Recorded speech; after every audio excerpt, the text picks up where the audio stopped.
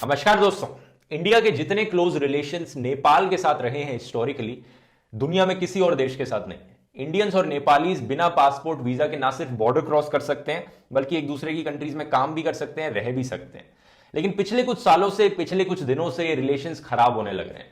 दोनों कंट्रीज के बीच में एक बॉर्डर डिस्प्यूट चलने लग रहा है। तो क्या है ये बॉर्डर डिस्प्यूट, क्यों इसकी शुरुआत हुई और कौन यहां पर सही है, इंडिया या नेपाल? ये सब चीजें जानने की कोशिश करेंगे दोस्तों आज के इस वीडियो में। आइए देखते हैं। ये कंट्रोवर्सी आज से कुछ दिन पहले इंडियन मीडिया में आई जब नेपाल ने अपने देश का एक नया नक्शा निकाला, अपनी कंट्री का एक नया मैप निकाला और एक ऐसा एरिया अपने मैप में इंक्लूड किया इन्होंने नेपाल के अंदर जो पिछले मैप्स में नहीं किया था, जो एरिया एक्चुअली में आज के दिन इंडिया के कंट्रोल में है। कौन सा एरिया है एग्जैक्टली आप इनका नया मैप देखेंगे तो जो नॉर्थ वेस्ट टिप है नेपाल की, एक ट्रायंगुलर सा एरिया बाहर आ रहा है, ये वो डिस्प्यूटेड एरिया है। ये एरिया दोस्तों एक्चुअली में ईस्टर्न मोस्ट टिप है उत्तराखंड की। क्या है इस एरिया में? ये अराउंड 300 स्क्वायर किलोमीटर का एरिया है और जो नॉर्थ मोस्ट गांव कह सकते हो, जगह कह सकते हो है, वो है लिम्पियाधुरा। इसमें जो साउथ ईस्टर्न पार्ट है इसका वो है लीपू लेक पास, और साउथ वेस्ट पे गुंजी आता है और काला पानी है इसके साउथ में। तो इन तीन जगहों के बेसिस पे इस एरिया को डिफाइन किया गया है, लिम्पियाधुरा, लीपू लेक और काला पानी। नेपाल का मानना है कि ये एरिया राइटफुली नेपाल को बिलोंग करता है और इंडिया का मानना है कि ऑब्वियसली ये एरिया इंडिया का है। इससे पहले हम इस सवाल पर जाएं कि कौन यहां पर सही है, क्या इस जमीन की हिस्ट्री है, पहले मैं आपको बताना चाहूंगा कि इस कंट्रोवर्सी की शुरुआत एक्चुअली में दो इवेंट से हुई थी जो करीब आज से 6 महीने पहले हुए थे। पहला इवेंट था नवंबर 2019 को कि मोदी सरकार ने एक नया मैप रिलीज किया इंडिया का, जिसमें जो काला पानी का रीजन था वो इंडिया के अंदर माना, जिससे नेपाल की गवर्नमेंट खुश नहीं हुई। और दूसरा इवेंट है 8 मई 2020 का, जब इंडिया के डिफेंस मिनिस्टर ने एक नई रोड इनॉग्रेट करी, करीब 80 किलोमीटर की रोड जो इंडिया नेपाल के बॉर्डर के साथ साथ जाती है और इस डिस्प्यूटेड एरिया से गुजरती हुई लीपू लेक तक पहुंचाती है। इस रोड का पर्पस बताया गया था कि कैलाश मानसरोवर यात्रा में जाने वाले लोगों को मदद मिलेगी, क्योंकि ये जो डिस्प्यूटेड एरिया है इसके ऊपर है तिब्बत, जहां पे कैलाश मानसरोवर है।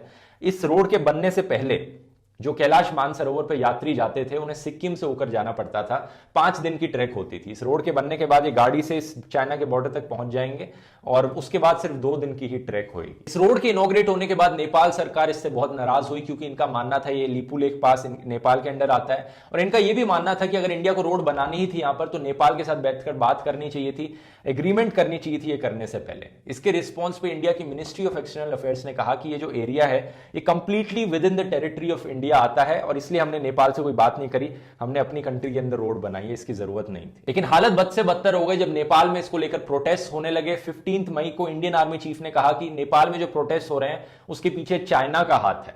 नेपाल में और गुस्सा हो गए इसको लेकर लोग, और फिर नेपाल की सरकार ने अपना ये नया मैप निकाला जिसको लेकर ये पूरा डिस्प्यूट सामने आया।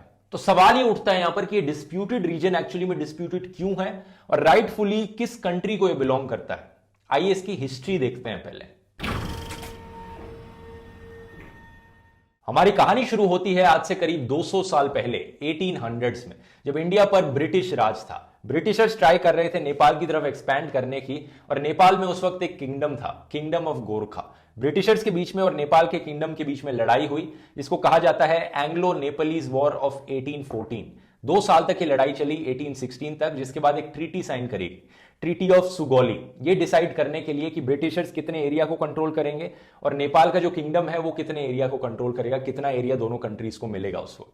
ट्रीटी ऑफ सुगौली के अकॉर्डिंग नेपाल ने अपना सिक्किम और दार्जिलिंग वाला एरिया लूज कर दिया, वो एरिया ब्रिटिशर्स के पास चला गया, और जो नेपाल का खुद का किंगडम था उसे डिफाइन करने के लिए 2 नदियों का इस्तेमाल किया गया। नेपाल की जो वेस्टर्न बाउंड्री होगी वो महाकाली रिवर के अकॉर्डिंग होगी और जो ईस्टर्न बाउंड्री होगी वो मेची रिवर के अकॉर्डिंग होगी।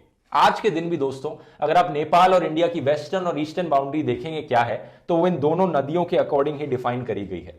नदी के साथ साथ नेपाल और इंडिया का बॉर्डर चलता है।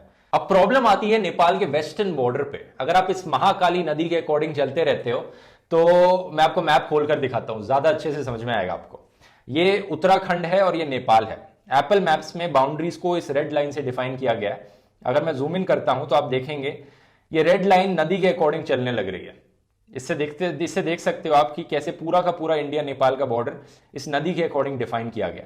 अब मैं ऊपर जा रहा हूं इस नदी में, तो आप देखेंगे ये नदी चले जा रही है, लेकिन प्रॉब्लम आती है यहां पर ये नदी 2 में बट जाती है। एक्चुअली 2 में बटना सही नहीं होगा, ये एक्चुअली में मैं अपस्ट्रीम जाने लग रहा हूं। तो दो सोर्सेस से नदी आने लग रही है। कौन से सोर्स को यहां पर चूज किया जाए बॉर्डर डिफाइन करने के लिए?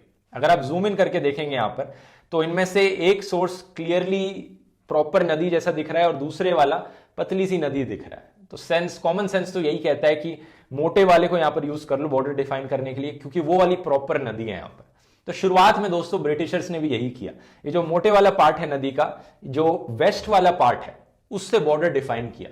तो ब्रिटिशर्स ने जो मैप्स बनाए अपने, उसमें इस वेस्ट वाली नदी को ही यूज किया गया बॉर्डर डिफाइन करने के लिए, और नेपाल को ये एक्स्ट्रा रीजन मिल गया। ये जो मैप आप स्क्रीन पर देख रहे हैं, ब्रिटिशर्स के द्वारा बनाया गया मैप है 1827 का, और इस मैप में ब्रिटिशर्स ने वेस्ट वाली नदी को चूज किया बॉर्डर डिफाइन करने के लिए। यानी ये जो एक्स्ट्रा ट्रायंगुलर पार्ट है, जिसके बारे में आज कंट्रोवर्सी चल रही है, ये नेपाल किंगडम के पास गया।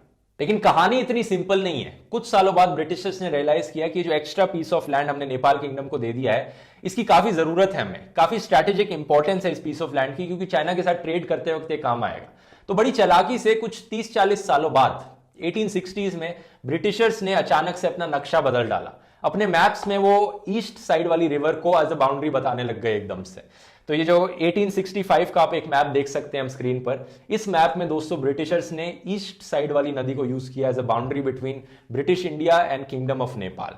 1960s में जब इंडिया चाइना के बीच में तनाव बढ़ने लग रहा था, इंडिया चाइना की वॉर भी हुई थी, तब इंडियन आर्मी ने इस एरिया में मिलिट्री पोस्ट खड़ी करी, परमिशन ली थी मोनार्की से। तब से लेके आज तक दोस्तों इस एरिया में इंडियन आर्मी की प्रेजेंस है, इंडिया की मिलिट्री पोस्ट लगी हुई है। 1962 के बाद से इंडिया और नेपाल दोनों कंट्रीज अपने मैप्स में लिपू लेक और कालापानी रीजन्स को दिखाती आई हैं, लेकिन ये पहली बार है कि नेपाल ने ये लिम्पियाधुरा वाला रीजन अपने मैप में दिखाया हो। ये जो बॉर्डर डिस्प्यूट का इशू है, ये पहली बार 1990s के बाद खड़ा हुआ, जब नेपाल में डेमोक्रेसी आई और जो डेमोक्रेटिक गवर्नमेंट थी वो फाइनली एक्सेस कर पाई पुराने हिस्टोरिकल पेपर्स को, ये देखकर कि जो हमारी मोनार्की थी ये किस तरह से बॉर्डर्स डिफाइन करती थी। और इन्होंने फिर रियलाइज किया कि ये जो एरिया है, नहीं, ये नेपाल को बिलोंग करना चाहिए, और तब से लेकर ये इसे डिस्प्यूटेड एरिया की तरह डिफाइन करते आए हैं। जुलाई 2000 में इंडिया के former prime minister Atal Bihari Vajpayee ji ने और उस वक्त के नेपाल के प्राइम मिनिस्टर ने इस इशू को लेकर बातचीत करी। बॉर्डर डिस्प्यूट को सॉल्व करने के लिए इन्होंने साथ में मिलकर फील्ड सर्वेस कंडक्ट कराए कि एग्जैक्टली काला पानी के रीजन में कहां पर यह बाउंड्री होनी चाहिए। लेकिन ये एग्रीमेंट दोस्तों बीच में अटक गई जब इंडिया ने रिफ्यूज कर दिया कि वहां से इंडियन आर्मी की प्रेजेंस हटाएंगे, तो ये बातचीत आगे नहीं बढ़ पाई थी। मई 2015 में इंडिया और चाइना ने एक ट्रेड एग्रीमेंट साइन करी कि वो लिपू लेक पास को as a trade route use करेंगे, और ये वो पॉइंट था दोस्तों जहां से इंडिया और नेपाल के रिलेशंस बिगड़ने शुरू हो गए। उस वक्त 2015 में ही नेपाल के जो प्राइम मिनिस्टर थे, उन्होंने अपनी नाराजगी दिखाई इस चीज को लेकर और प्रोटेस्ट जताया। उन्होंने कहा था कि ये काला पानी का जो रीजन है ये नेपाल के अंदर आता है। इंडिया चाइना दोनों के अगेंस्ट उन्होंने इस चीज को लेकर प्रोटेस्ट किया। तो सबसे बड़ा सवाल यहां पर यह उठता है कि ये जो डिस्प्यूटेड एरिया है ये किसको राइटफुली बिलोंग करता है, इंडिया को या नेपाल को? नेपाल अपनी तरफ से यह आर्ग्यू करता है कि सुगौली ट्रीटी आखिरी ट्रीटी थी जिसमें दोनों साइड्स एग्रीमेंट में थी। उसके बाद कोई ऐसी ट्रीटी नहीं की गई जिसमें दोनों साइड्स एक दूसरे से एग्री करती हों, इसलिए हम सुगौली ट्रीटी को ही एज अ बेसिस लेकर चलेंगे और उसके बेसिस पर ये जो एरिया है ये हमारा होना चाहिए, क्योंकि उस ट्रीटी में डिफाइन किया गया है कि महाकाली रिवर के अकॉर्डिंग हमारी वेस्टर्न बाउंड्री डिफाइन करी जाएगी, और जहां पर ये रिवर दो में बट रही है उसमें क्लियर दिख रहा है कि बड़ी वाली रिवर महाकाली रिवर है, इसलिए ये एरिया अपने अंडर आता है। अब यहां पर मैं आपसे पूछना चाहूंगा, आपको क्या लगता है दोस्तों? आपने पूरी हिस्ट्री सुन ली, आपने दोनों साइड्स की आर्ग्यूमेंट सुन ली, आपके हिसाब से ये जो डिस्प्यूटेड बॉर्डर एरिया है ये किसे राइटफुली बिलोंग करता है, इंडिया को या नेपाल को? आप अपनी राय नीचे कमेंट्स में लिखकर बताइए, और अब मैं आपको यहां पर अपनी राय बताऊंगा। मेरी राय में दोस्तों, अगर हम इस सिचुएशन को ज्योग्राफिकली देखें तो यहां पर नेपाल सही है। अगर हम सुगौली ट्रीटी के अकॉर्डिंग जाएं, जो कहती है कि महाकाली रिवर के अकॉर्डिंग ही हमें नेपाल की वेस्टर्न बाउंड्री डिफाइन करनी है, तो ये बड़ा क्लियर है, जब नदी दो में बढ़ती है, वेस्ट वाली नदी ही बड़ी नदी है, उसी को ही एज अ बाउंड्री यूज किया जाना चाहिए, और इस लॉजिक से नेपाल सही है। तो बात कंट्रोवर्सी है किस चीज की? बस अपने पॉलिटिकल मैप पे से रिप्रेजेंट करना। एक चीज जरूर मैं मानता हूं यहां पर कि इंडियन गवर्नमेंट को और फ्रेंडली होना चाहिए था नेपाल की सरकार के साथ, यानी कि रोड बनाने से पहले नेपाल के साथ बात करी जा सकती थी कि हम यहां पर रोड बनाने जा रहे हैं, इससे दोनों कंट्रीज का फायदा होगा। हमारे कैलाश मानसरोवर वाले यात्रियों के लिए रोड बनाई जा रही है और हमारे लिए स्ट्रैटेजिक इंपॉर्टेंस भी है इस जगह का, तो साथ में मिलकर एग्रीमेंट हो जाती। लेकिन आज के दिन क्या होने लग रहा है, सोशल मीडिया पे इंडियंस नेपालियों का मजाक उड़ा रहे हैं, गालियां दे रहे हैं, नेपाली लोग इंडियंस के खिलाफ हेट कमेंट्स डाल रहे हैं, कुछ इंडियन पॉलिटिशियंस हैं जो कह रहे हैं कि नेपाली, ये सारे नेपाली चाइना को बिक चुके हैं। इस तरह से तो नहीं चल सकती ना दोनों कंट्रीज के बीच में दोस्ती होनी बहुत जरूरी है, क्योंकि इंडियंस और नेपाली इतने ज्यादा एक दूसरे से इंटीग्रेटेड हैं। ये चाइना वाली चीज पर भी मैं एक बार बात करना चाहूंगा कि कुछ इंडियंस कहने लग रहे हैं कि चाइनीज ने नेपालियों को खरीद लिया है, क्योंकि नेपाल में इस वक्त जो रूलिंग पार्टी है वो कम्युनिस्ट पार्टी है। तो क्योंकि चाइना में भी कम्युनिस्ट पार्टी रूल करती है, तो कह रहे हैं कि चाइना का बहुत इंफ्लुएंस आ गया नेपाल के ऊपर। अब बाकी और इश्यूज में कुछ हद तक ये सही हो सकता है, लेकिन इस स्पेसिफिक इशू की अगर हम बात करें, जो बॉर्डर डिस्प्यूट चलने लग रहा है, मेरा मानना है कि इसमें चाइना का कोई लेना देना नहीं है। और इसके पीछे रीजंस क्या हैं, मैं आपको रीजंस बताता हूं। पहला रीजन तो यह है कि 2015 में जब इंडिया चाइना की ट्रेड एग्रीमेंट हुई थी लिपुलेख रीजन को लेकर, तो नेपाल ने दोनों कंट्रीज के खिलाफ प्रोटेस्ट किया था, और इंडिया और चाइना दोनों एक दूसरे से रिलेशंस बना रहे थे, जबकि नेपाल दोनों के अगेंस्ट था वहां पर।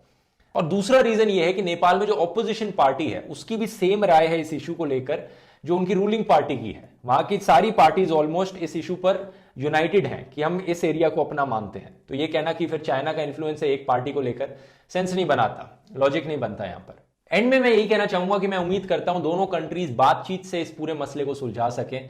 ये बहुत जरूरी है, क्योंकि नेपालीज और इंडियंस के बीच में जो कनेक्शन है और जो रिलेशन है वो बहुत स्ट्रांग है, बहुत डीप है करते हैं। और इस इशू के सोल्यूशन को ढूंढते वक्त दोनों साइड्स को यहां पर सेंसिटिव रहना पड़ेगा, एक दूसरे की बात समझनी पड़ेगी, एक दूसरे के पर्सपेक्टिव समझने पड़ेंगे ताकि सोल्यूशन निकल पाए यहां पर। उम्मीद है दोस्तों ये वीडियो आपको पसंद आया होगा। इस वीडियो को शेयर कीजिए, और अगर आपको मेरा काम